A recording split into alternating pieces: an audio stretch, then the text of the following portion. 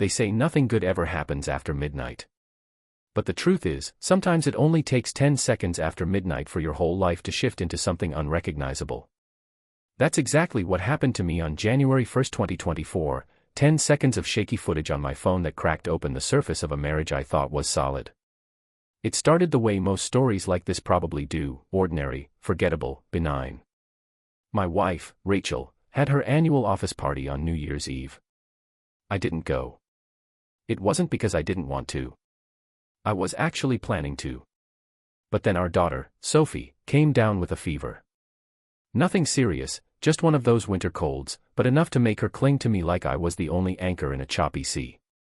Rachel kissed us both on the forehead before she left around 7:30.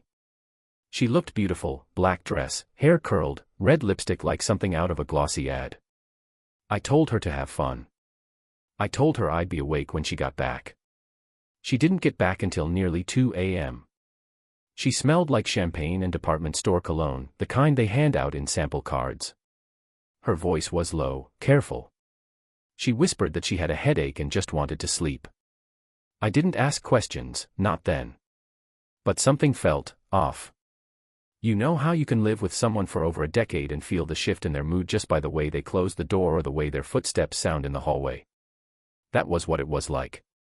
Rachel didn't just walk into our bedroom, she floated, like someone trying not to disturb the air. Her smile was gone. Her voice was absent. She didn't kiss me goodnight. I watched her undress in the dark. She moved slowly, deliberately, like her clothes were heavier than usual. The next morning, I brought her coffee in bed. She thanked me, but she looked at me like I was a stranger. I asked her if everything was okay. She said she was just tired. Maybe coming down with something. That the party had been loud and long. Nothing special. Just the usual work crowd. She didn't even mention who she talked to or what they did at midnight. A few days went by, and the feeling didn't fade, it sharpened. She was there, but not really. When I touched her shoulder, she flinched. When I asked if she wanted to go out for dinner on Friday, she hesitated before saying she had a lot of work to catch up on. That's when the video came. It arrived as an anonymous text at 9:42 p.m. on Saturday night, when Rachel had gone to bed early again. Just a random number with no name. No message. Just a video file. I stared at it for a full minute before tapping play. It was filmed from across the street, probably on a phone. Blurry. A bit shaky. But there she was, Rachel, leaving the office building's front entrance around 12:30 a.m. She was laughing. Laughing like I hadn't seen her laugh in months. She wasn't alone. A man had his arm around her waist. Her arm was around his. They weren't stumbling drunk, but they were close, intimate, like two people who knew how they fit together. He leaned in to say something. She tilted her head back, smiling. And then they walked out of frame. My heart was a metronome gone wild in my chest. I played it again. Then again. The third time, I took a screenshot of the man's face, but it was too dark to make out details. Mid-30s maybe. Clean cut. White button-down rolled at the sleeves. Tall. Confident. I didn't recognize him. The room felt too small. The air too thick. I walked to the kitchen, pacing, phone still in hand, trying to decide if I should confront her right then. But I didn't. Something told me not to. I needed more than 10 seconds of blurry footage and a gut feeling. The next morning, I asked again if everything was okay. She gave me the same smile. Just tired. I think it's the weather. What about the party? I asked. Did anything interesting happen? She blinked. Not really. It was pretty dull, honestly. Everyone left early. I ended up just hanging around for a bit, talking to people I don't normally see much. You know how it is. Anyone new? She paused, just for a second. Oh, yeah. A few new hires. I didn't really talk to them, though. That was the first real lie. I could feel it. It sat between us like a silent guest at the table. I waited 3 more days before I did something I didn't think I'd ever do in our marriage. I went through her work email. Not her personal one, just the professional account she left open on her laptop one night while she showered. I wasn't looking for anything explicit.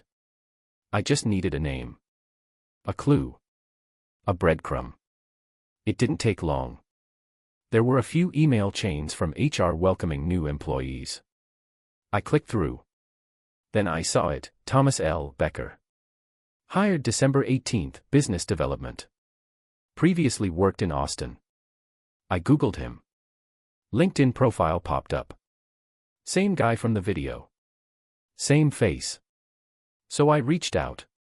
I created a fake email. Pretended to be someone interested in career advice. Offered to meet him for coffee. I knew it was wrong. I knew it was paranoid.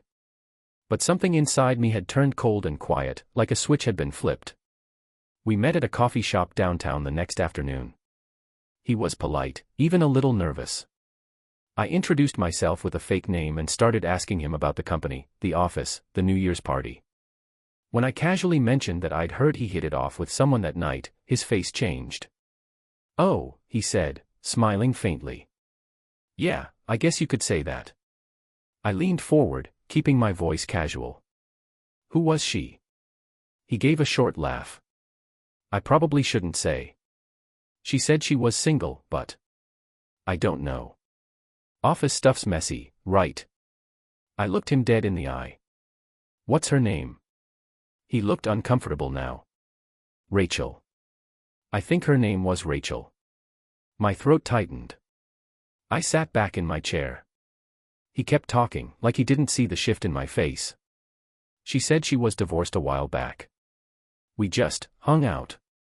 It wasn't supposed to be a big thing. I wouldn't have, if I'd known." I didn't say anything. I just nodded slowly, then thanked him and left. I walked the city for over an hour. My hands were shaking. My jaw clenched so hard my teeth ached. Rachel had told this man she was single. Divorced. And then she went home to our daughter and crawled into bed beside me. It wasn't the act that broke me. It was the lie. The cold, methodical way she had rewritten her life for someone else. I didn't confront her that night. I needed time. I needed to think. Because something about this wasn't adding up. Rachel wasn't reckless. She was calculated. Careful. She didn't make stupid mistakes, especially not the kind that ended with her leaving a party in public with a man from work. So why him? Why now? And more importantly, who sent me the video? I didn't sleep much after meeting Thomas Becker. Every time I closed my eyes, I saw Rachel's face the way he described it, smiling, open, flirtatious. A version of her I hadn't seen in years. Not since before Sophie was born. Not since we were younger and believed that love was enough. The next morning, I sat across from her at breakfast. She was scrolling through her phone, spooning Greek yogurt into her mouth like nothing had changed. Like she hadn't slipped out of her life for one night and become someone else. "Are you working from home today?" I asked, trying to sound casual. She didn't look up. "No, I've got a client call at 11. I'll be in the office." I watched her for a moment. She wasn't wearing her wedding ring. I hadn't noticed before, but now it practically screamed at me. "You forgot your ring," I said. She glanced down at her bare hand, then shrugged. "Oh. Must have left it on the bathroom counter." But I'd checked. It wasn't there. We were driving in opposite lanes, smiling politely through the glass. I wanted to slam the brakes. I wanted to shake her and ask her what she'd done. But instead, I just nodded and finished my coffee, pretending the taste didn't turn to ash in my mouth. After she left, I dropped Sophie off at school, then parked in front of a grocery store and just sat there for half an hour. Thinking. Replaying the video. Replaying Thomas's words. I couldn't shake the image of them together. The way her body fit into his. The way she laughed with him. There was something too natural about it. I started wondering how long it had been going on. Was New Year's really the beginning? Or just the moment I was allowed to see it? Back at home, I opened my laptop and logged into Rachel's work calendar. I'd set up a shared account years ago to help coordinate schedules when Sophie was a baby. She never disabled it. Probably forgot it existed. There it was, off-site meeting scheduled for the day after the party. 2 hours blocked out. No location. No notes. That's when I made a decision I'm still not proud of. I called in sick to my own office and drove to hers. I parked across the street from the downtown building where she worked and waited. Around noon, she walked out. Alone. Black coat, hair down, scarf wrapped tight. I followed her from a distance, like some third-rate private investigator. I felt ridiculous. But I had to know. She didn't go far. Just 3 blocks over to a small Italian cafe tucked between a bookstore and a dry cleaner. She ordered something, sat by the window, and started typing on her phone. I stood across the street, hidden behind the tinted glass of my car. 10 minutes later, Thomas Becker walked in. He didn't kiss her. Didn't touch her. Just sat across from her, awkwardly. They talked, but it didn't look romantic. No smiles. No intimacy. More like a meeting. Or an apology. I pulled out my phone and zoomed in, snapping a few photos. I told myself I needed evidence. Proof. But the truth was uglier. I wanted to catch her again. I wanted to feel the rush of betrayal like a blade, sharp and certain. But as I watched them, I noticed something strange. Rachel looked angry. She was gesturing with her hands, leaning forward. Thomas had his head down, nodding, barely speaking. At one point, she covered her face with her hand. He reached across the table like he was trying to calm her, but she pulled away. It didn't look like lovers reconnecting. It looked like something else entirely. When she finally left the cafe, I stayed in my car. Watched her disappear around the corner. I waited until Thomas walked out alone 10 minutes later, rubbing the back of his neck like a man who'd just gotten chewed out. That night, I tried again. We were in bed, lights off. Rachel's back was to me. I've been thinking, I said, carefully. You've been different lately. Distant. Is there something you want to tell me? She was quiet for a moment. I told you, I'm just tired. It's more than that. I feel like you're hiding something. She turned to face me, her eyes barely visible in the dark. Why are you asking me this? Because I know you. And this isn't you. She exhaled slowly. You're imagining things. I'm not. Rachel, if there's something going on, I'd rather hear it from you. A long pause. Then, finally, there's nothing going on. She said it too easily. Too flatly. Like it was a script she'd memorized. I didn't push her. I couldn't. Because the deeper part of me, the part still hoping this was some stupid misunderstanding, wanted to believe her. Wanted to believe that this would all go away if I just let it. But that part was shrinking by the hour. 3 days later, another message arrived. This time, it was a photo. Same number. Still no name. Just a picture of Rachel standing outside her office building. Her back was to the camera, but it was clearly her, same coat, same purse. Thomas was standing a few feet away, facing her. She had one hand on his chest. The timestamp on the photo. It was from the day I saw them at the cafe. Different moment. Different angle. Someone had been watching her. Watching them. Watching us. I stared at that image for a long time. My first thought wasn't even about the photo. It was about the sender. Who was doing this? Who had taken the video? Who took this picture? And why send it to me? There was something deliberate about it. Targeted. Whoever this was, they wanted me to see it. They wanted me to know. But why not just tell me outright? Why send these breadcrumbs? Unless they wanted to watch what I'd do with them. I didn't sleep that night. I kept hearing Rachel's voice in my head. The calm way she'd said, "There's nothing going on." And now I knew for sure that wasn't true. But I didn't know if the lies stopped there, or if they went deeper. The next morning, I confronted her. I waited until Sophie was at school. We were in the kitchen, coffee cups untouched between us. "I know about Thomas," I said. My voice was low. Steady. Rachel froze. Didn't speak. I met him, I continued. He told me what happened on New Year's. She slowly set her mug down, fingers trembling just slightly. You followed me? No. He didn't know who I was. But he told me what you told him. That you were single. Divorced. Her face tightened. She looked down at her hands, silent. I've also seen the video, I added. And the photo. That got her attention. Her head snapped up. What photo? The one of you two outside the cafe. Someone sent it to me. Same person who sent the video, I think. Her expression changed, less guilt, more fear. Someone sent you a photo of me? Yes. Rachel, what the hell is going on? She didn't answer right away. She got up from the table, pacing the kitchen like she couldn't sit still. Who's sending you things? She asked, more to herself than to me. Why would they? That's what I want to know. And I think you do too. She turned to face me, and for the first time in weeks, her eyes met mine without the mask. I made a mistake, she said quietly. A huge one. But this isn't just about that night. What do you mean? She hesitated. Then said something that chilled me more than anything else could have.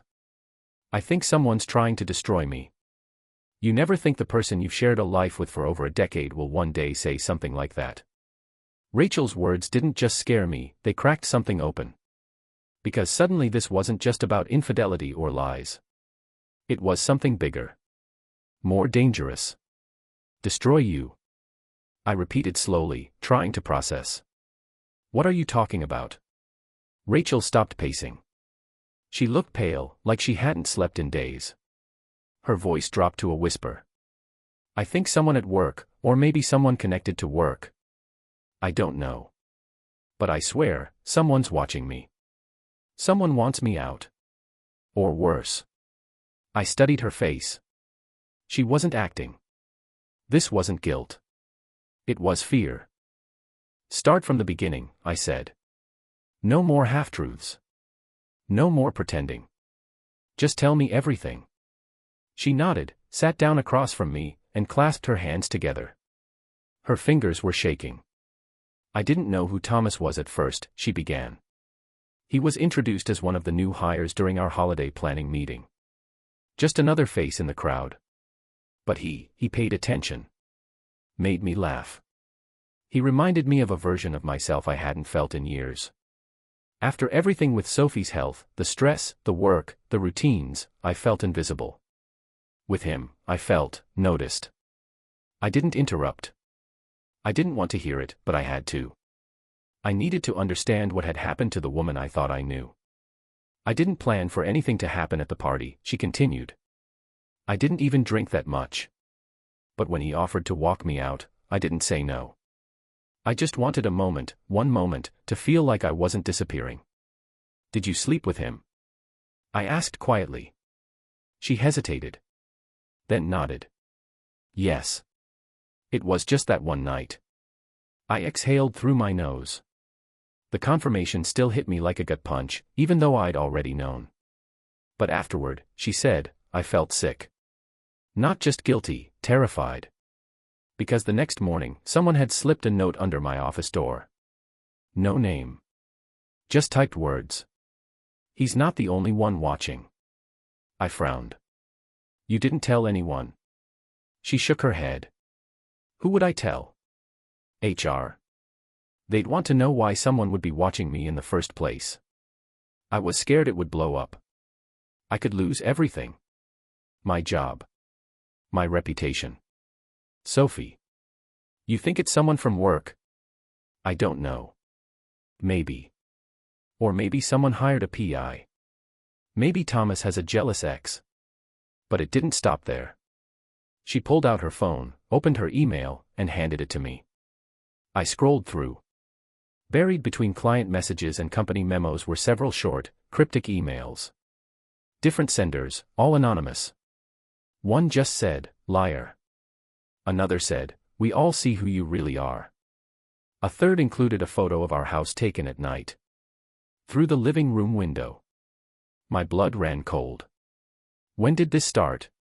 2 days after the party, she said. And it hasn't stopped. Why didn't you tell me? I was going to, she whispered. But you were acting distant, and I figured maybe you already knew. That someone had told you. I kept waiting for you to explode. I thought the silence was your revenge. I leaned back, my mind spinning. This wasn't just a personal betrayal. Someone was actively threatening her. Us. Watching. Manipulating. Feeding me just enough to make me question everything, while terrorizing her in the shadows. You still talk to Thomas? I asked. She shook her head. Only to tell him to stay away. I confronted him at the cafe. Told him I regretted everything. That I wasn't single. That I made a mistake. He seemed shocked. Hurt, even. But I think he believed me. I tapped my fingers against the table. Who would want to destroy you? She paused. There's someone I thought of. But I can't be sure. Who? She glanced away. His name's Mark Benton. He's in upper management. He's complicated. We had a working relationship that turned a little personal a few years ago. Nothing happened, not physically. But he started making comments. Pressuring me. When I shut it down, he got cold. Started undermining me in meetings. Trying to push me out of projects. Did you report him? I tried. But he's protected. You know how that goes. The complaint went nowhere. After that, I avoided him. But lately, he's been friendly again. Too friendly. Do you think he knows about Thomas? If he doesn't, he might suspect something. Or maybe he orchestrated the whole thing, pushed Thomas toward me, knowing I was vulnerable. Knowing he could use it. I stared at her. You're saying this might have been a setup? I don't know what I'm saying, she replied, voice breaking. But it feels planned. Like someone wanted to catch me slipping. I rubbed my face with both hands. The pieces were there, but the picture still wasn't clear. I had too many questions, not enough answers. And whoever was behind this was ahead of both of us. That night, I couldn't stop looking out the windows. I checked every lock. Pulled the curtains. I didn't tell Sophie anything, just kissed her goodnight and lingered a little longer by her doorway. Rachel and I sat in the living room, both of us too wired to sleep. Why did you stay with me? I asked suddenly. She looked at me, startled. What? If you were that unhappy, if you felt invisible, why didn't you just leave? Her eyes welled with tears. Because I love you. Because I was scared. Because I didn't want to break this family. And because I hoped I could fix it without tearing it all apart. There was silence between us for a while. I didn't know what I believed anymore. But I knew one thing, if someone was coming for her, for us, I wasn't going to sit and wait to be torn apart piece by piece. I want you to forward those emails to me, I said. All of them. And I want you to show me every message, every note, from now on. She nodded. And we're going to find out who's doing this. Together.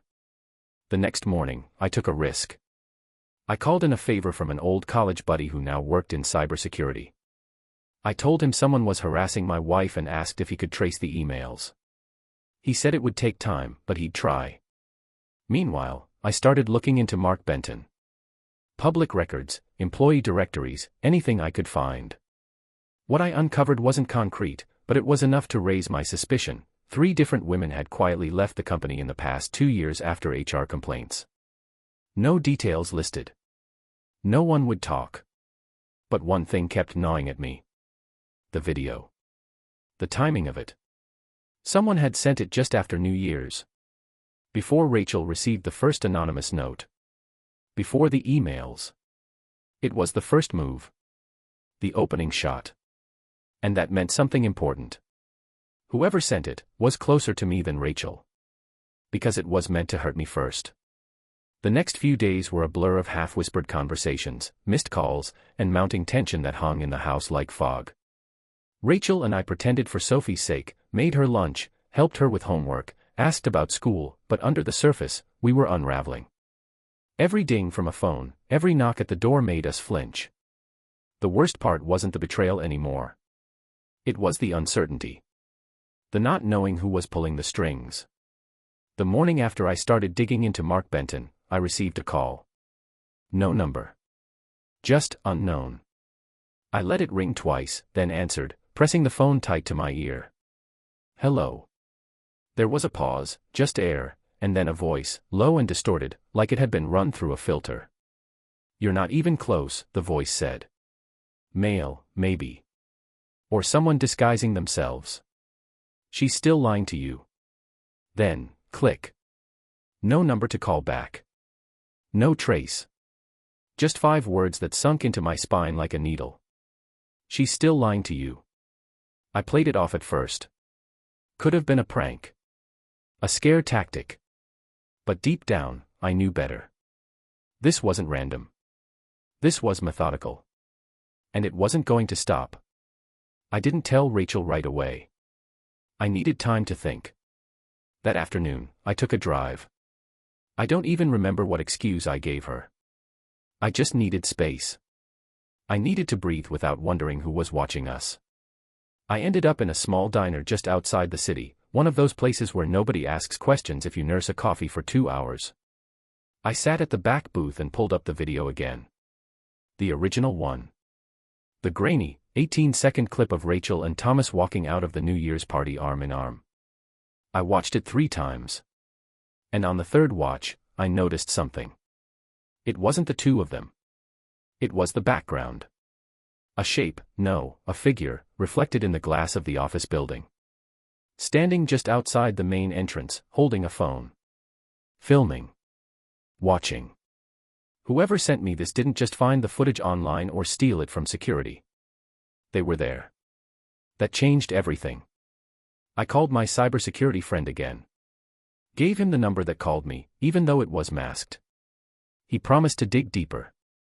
But if someone's using voice modulation and spoofed numbers, he warned, we're probably dealing with someone who knows what they're doing. I hung up and drove back home, my head pounding. That night, after Sophie was asleep, I sat with Rachel in our bedroom and finally told her about the call.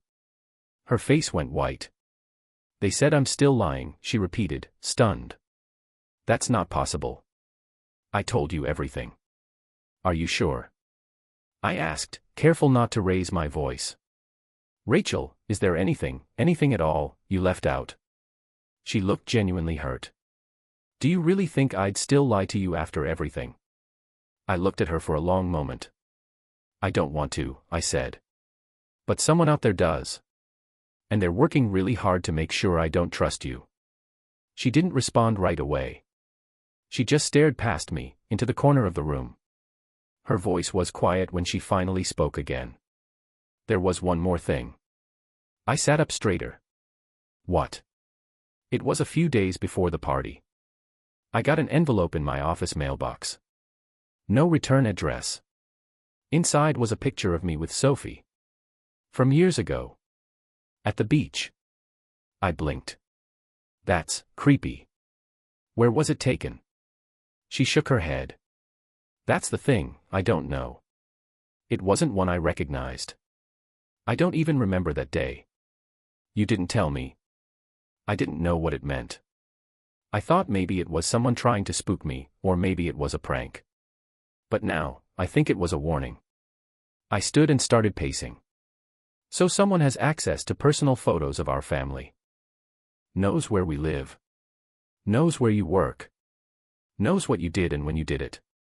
It doesn't make sense, she whispered. Why go through all this? Why play this game? I stopped pacing. Turned to her. Because it's not just about ruining your career, Rachel. It's personal. She looked up at me, her eyes wide. Who hates you this much? I asked. She opened her mouth, then closed it again. And that hesitation told me everything. There's someone, I said. She swallowed. There was a woman. Years ago. Her name was Elise. Elise who? Elise Hammond. She was a junior associate I mentored when she joined the company. Smart, ambitious, but unstable. She got too attached. I tried to set boundaries, but she didn't take it well. What happened? She started showing up uninvited. At work. At events. She even came to Sophie's preschool once, pretending to be an aunt. I reported her. She was let go. Quietly. I never saw her again. I stared at her. Rachel, if this woman has a grudge, if she blamed you for her life going off the rails, she could be the one doing this. But how would she even know about Thomas? Or the party? Or where we live now? Maybe she's been watching you for longer than you think. We sat in silence for a long time after that. Then my phone buzzed. It was my cybersecurity contact.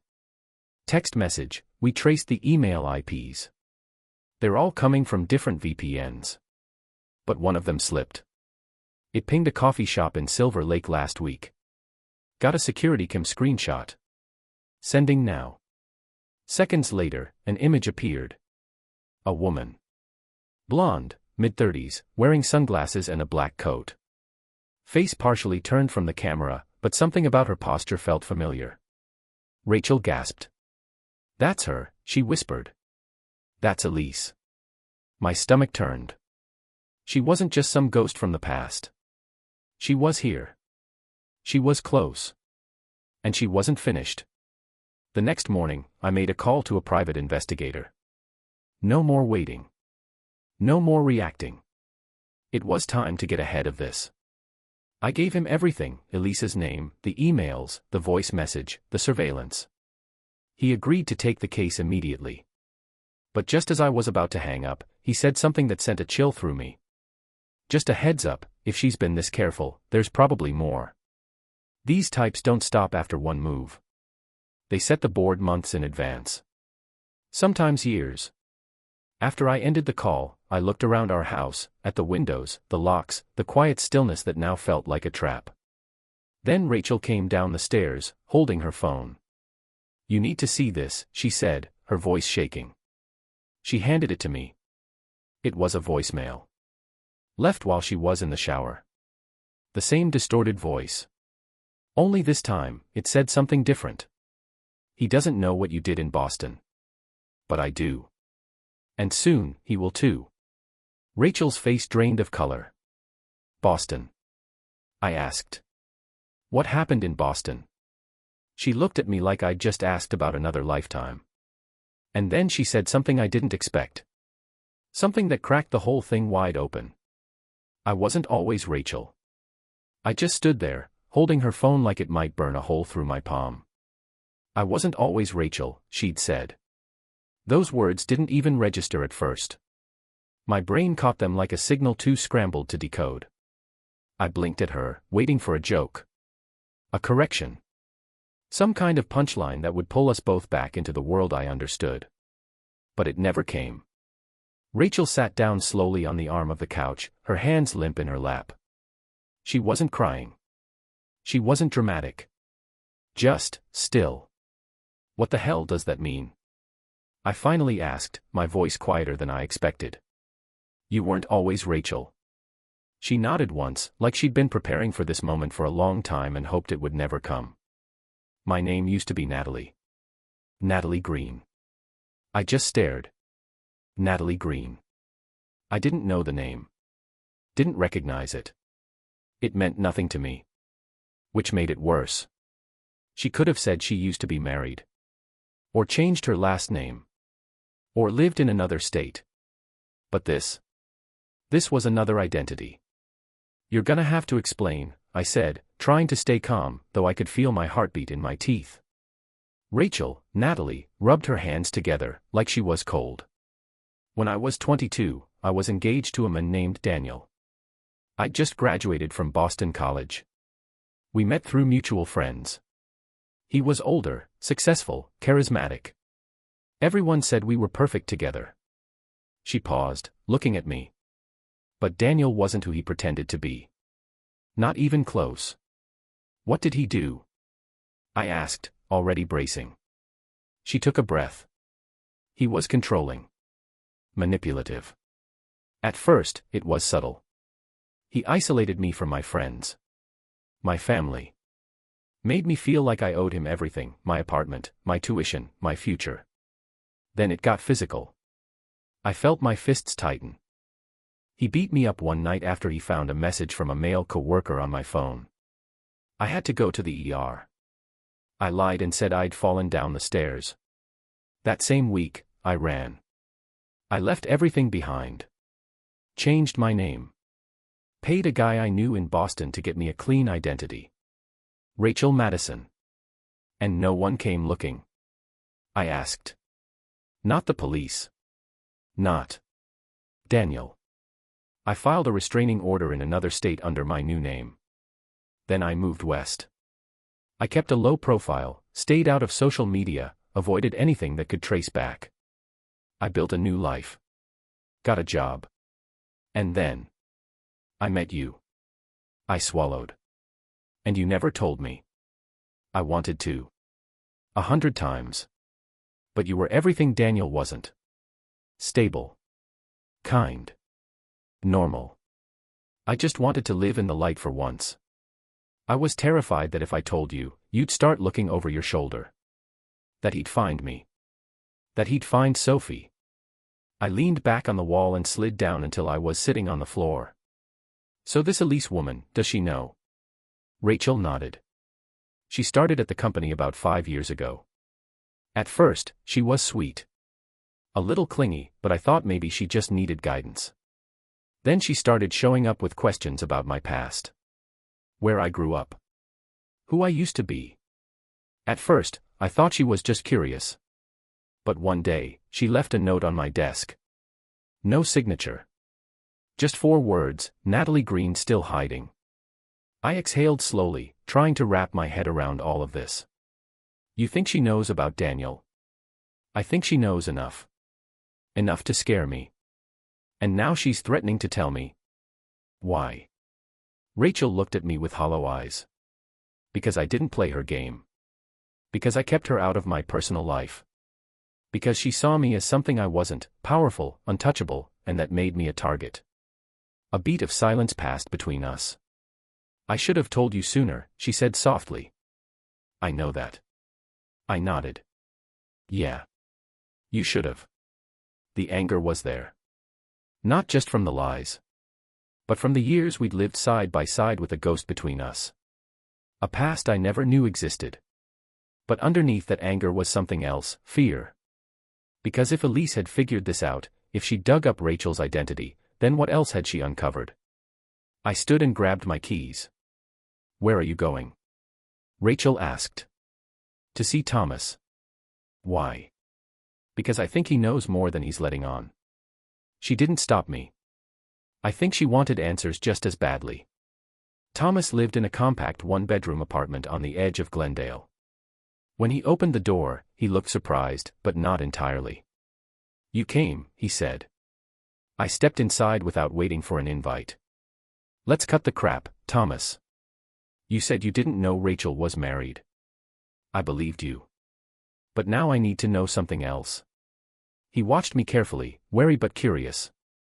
Did anyone tell you to go after her? He blinked. What? At the party. At the office.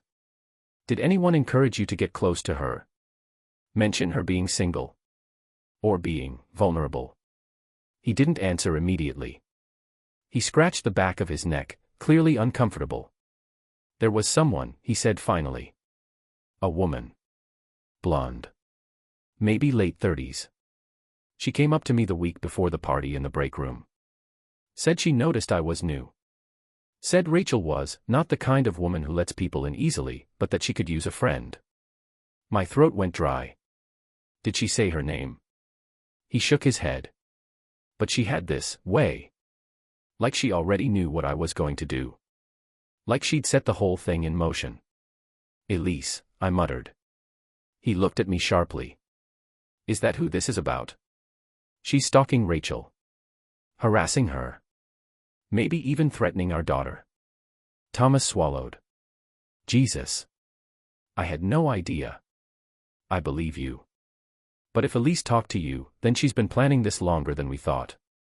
Which means she's not finished. I left shortly after. I didn't have time to explain everything to Thomas. I just told him to stay away from Rachel, block any strange numbers, and call me if he saw the woman again. When I got home, Rachel was in the kitchen, staring at a manila envelope on the counter. It had no return address. I walked over slowly. When did this arrive? Just now, she whispered. I opened it carefully, expecting a letter. What I found instead made my stomach flip. Inside were a dozen printed photos. All of Rachel, no, Natalie. Boston. Bars. Her with Daniel. Her walking bruised down a sidewalk. One showed her entering a women's shelter. Each one labeled. Each one time-stamped. And on the very last photo, scribbled in thick black ink, were 5 words. You never really escaped me. Rachel stepped back like she'd been punched. Is it him? I asked. Daniel. She was shaking. I don't know. But deep down, I think she did. And so did I. Whoever was behind this wasn't just stalking her now. They had been watching from the beginning. There's a specific kind of silence that fills a room after a bomb goes off, not the kind with fire and debris, but the kind that shatters a person's sense of reality. That's what we were sitting in. That kind of silence. The only sound was the soft hum of the fridge and Rachel's breathing, uneven and too fast. I picked up the last photo again. The handwriting, blocky, aggressive, like it had been scrawled in a hurry, was burned into my brain. You never really escaped me. Rachel sat down slowly, her knees nearly buckling under her. She looked pale, like something inside her had come loose. Is it Daniel? I asked again, trying to stay steady. She didn't answer right away. Just kept looking at the photo of herself from over a decade ago, face turned from the camera, bruised cheek just visible beneath the collar of a jacket. I haven't seen him since the night I ran, she finally said. But I always wondered if he was still looking. If he'd ever try to find me. It was always in the back of my mind. Has he ever reached out? A message, a sighting, anything? No. Nothing. Not until now. Do you think Elise is working with him? I asked. Helping him. Rachel shook her head. She wouldn't. Unless she doesn't know who he is. Or maybe she does, but doesn't care. I paced across the kitchen, every nerve in my body on edge. Either way, we need to stop pretending we can handle this alone. We have a PI looking into Elise, but now we need to find out where Daniel is. And how he found you. She nodded slowly, but her eyes stayed locked on the photos. I stepped into my office, closed the door, and made a call to the investigator, Joe Langford. Former NYPD, sharp, discreet, and expensive. Exactly what I needed. I need everything you can find on a man named Daniel Strickland, I told him. Used to live in Boston. Probably mid-40s now. History of domestic abuse. Last known connection to a woman named Natalie Green, now going by Rachel Madison. Joe was quiet for a beat. Sounds like a mess, he said. It is. And it's getting worse. We just got photos. Old ones. Someone's watching her. He didn't ask anything else. Give me an hour. While Joe started digging, I sat with Rachel in the living room. We didn't talk much. We didn't need to. The weight of everything was already pressing down hard enough. But there was one thing I needed her to know. I'm angry, Rachel, I said quietly. I'm confused. But I'm not walking away. She looked at me with red, tired eyes. You should have been told years ago. Yeah. But I also know fear makes people do things they never thought they would. She reached out and took my hand. I spent so long pretending I was someone else that I forgot who I used to be. And now it feels like all of it's crashing down at once. We'll deal with it. All of it. Together. Joe called back sooner than I expected. I found him, he said. Daniel Strickland. Moved to Nevada 5 years ago, changed his name legally to Dane Rickson. Owns a small security firm now, Desert Shield Consulting. My blood turned to ice. Security. Yep. Background checks, surveillance systems, private risk assessment. The works. He's got the resources and knowledge to track someone without leaving a trail. And he's using them. Looks like it. He's filed 5 separate requests for DMV records in Massachusetts and California in the last 2 years, under different aliases. All related to women in their 30s who match Rachel's description. Jesus Christ. Yeah. This guy didn't move on. He's been looking for her. Slowly. Carefully. I hung up, told Rachel everything. She just sat there, her face hardening. I knew he'd never let go, she said.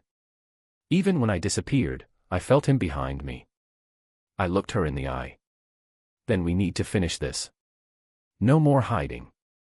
We need to take control. That night, we made a plan. We were going to draw him out. The next morning, Rachel posted something to her private work account, a carefully crafted message designed to bait both Elise and Daniel. It was simple. After years of hiding, I've decided it's time to tell the truth. My past, my mistakes, and the people who tried to control me. The full story will be public soon. No names. No threats. Just enough to stir the hornet's nest. It worked faster than we thought. An hour later, Rachel got a message from an unknown number. You're making a mistake. You still don't understand the rules. Attached was a single image, Sophie, walking home from school. Alone.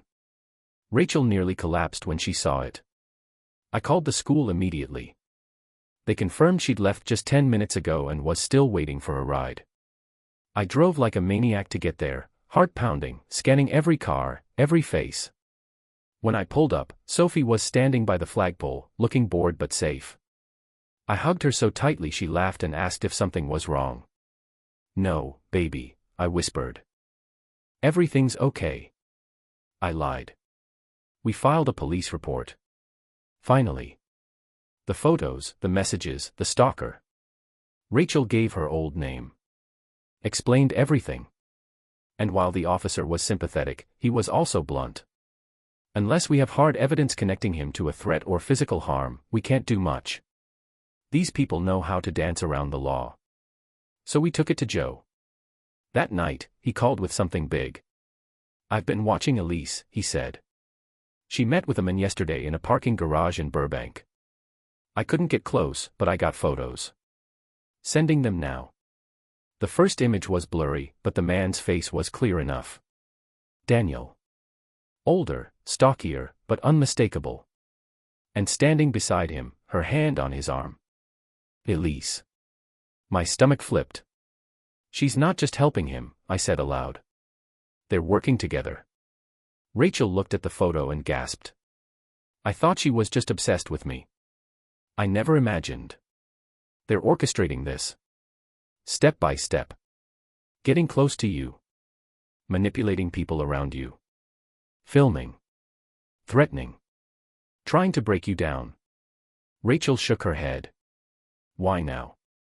Why come after me now, after all these years? I stared at the image again, at Elise's smirk, at Daniel's cold eyes. Because something changed. Maybe you slipped up.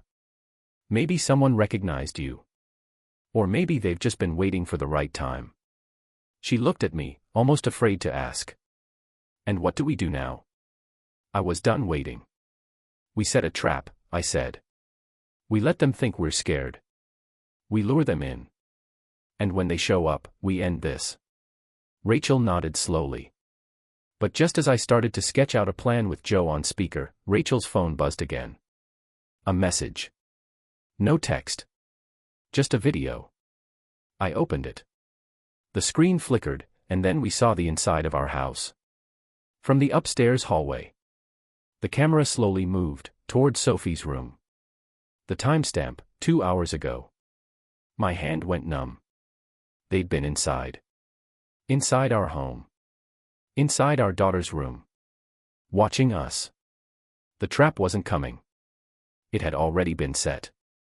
The video ended, but its echo stayed in the room, like a sickness. I watched it again, even though I didn't want to. Every frame burned itself into my brain, our hallway, our daughter's door, the quiet creak of a floorboard under a hidden camera. The silence inside the clip was worse than any scream. Rachel's hand was over her mouth.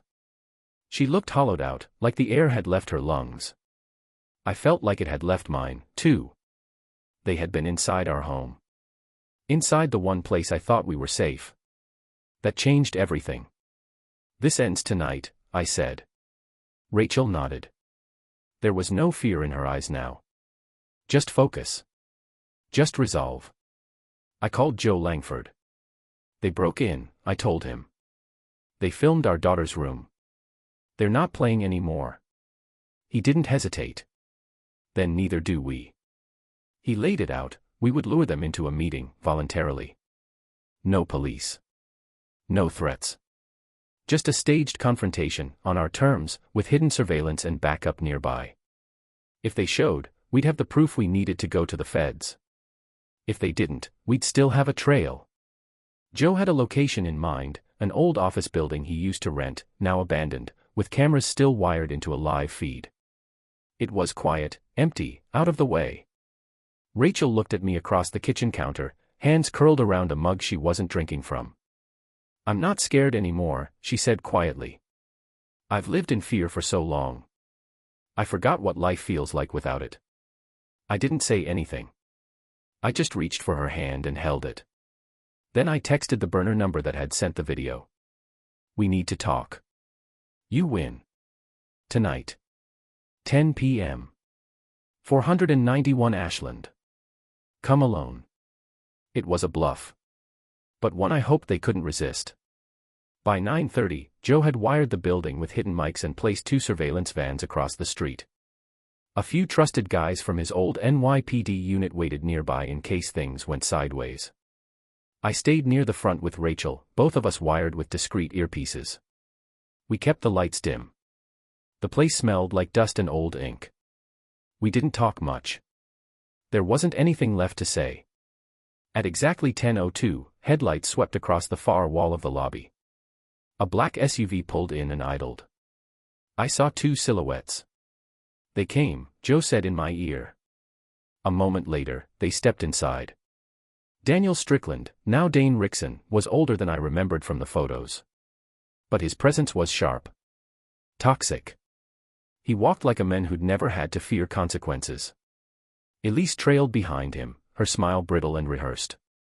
Rachel stood tall. She didn't flinch. Daniel smirked when he saw her. "Natalie. Or should I say, Rachel now.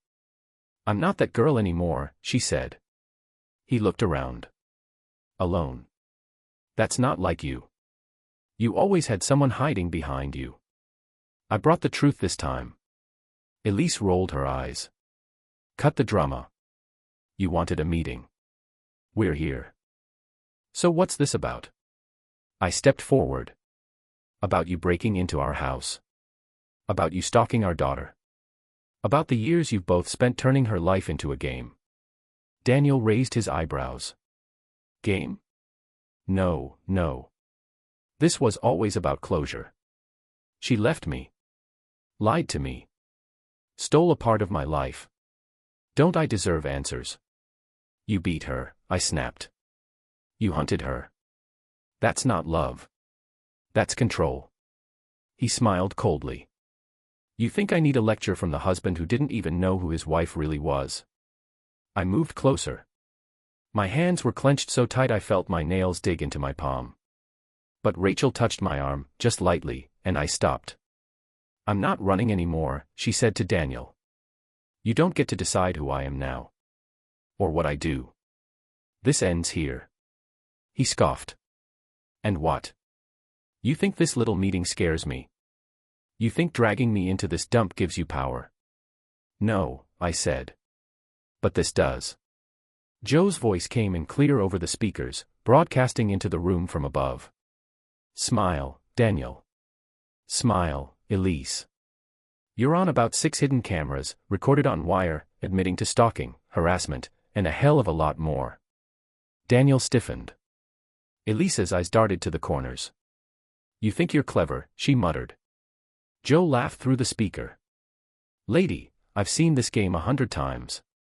You lose. Daniel lunged forward suddenly, but before he could even raise his voice, two men appeared from the hallway, both ex-NYPD, armed and calm. Hands where we can see them. Daniel cursed under his breath. Elise started crying.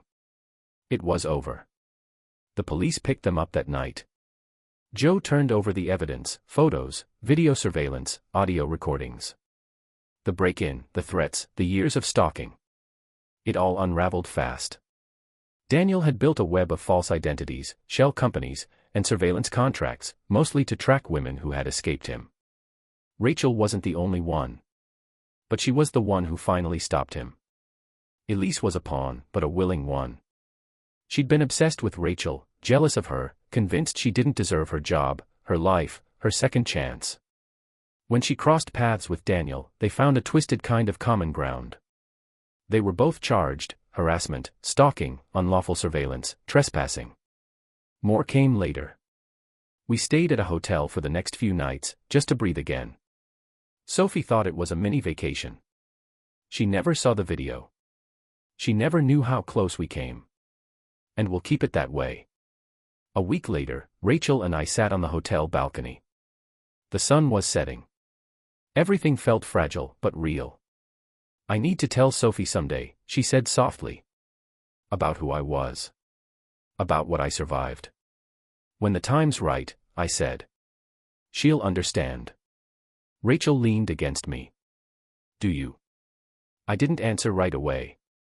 Because it was a hard truth, and it had changed everything. But in the end, the answer was simple. I do. And I'm proud of you. For surviving. For facing it. For fighting back. She closed her eyes. It still feels like I'm waking up from something that lasted way too long. We both are, I said. A month passed. Daniel was denied bail. Elise made a deal. Joe kept checking in, even though the case was now out of his hands. I shook his hand one night and thanked him. "You two are lucky," he said. "Most stories like this, they don't end clean." It wasn't clean. But it was done. One night, Rachel stood in front of the mirror, holding an old photo she'd found in a storage box, Natalie Green, smiling with a college roommate, years before everything fell apart. "I thought she was gone," she whispered. "She's not," I said. "She just grew up. She became someone stronger." And for the first time in a long time, she smiled, not out of habit, but out of peace. We were different now. Changed. But we were still us. Alive. Together. And no one would ever take that from us again.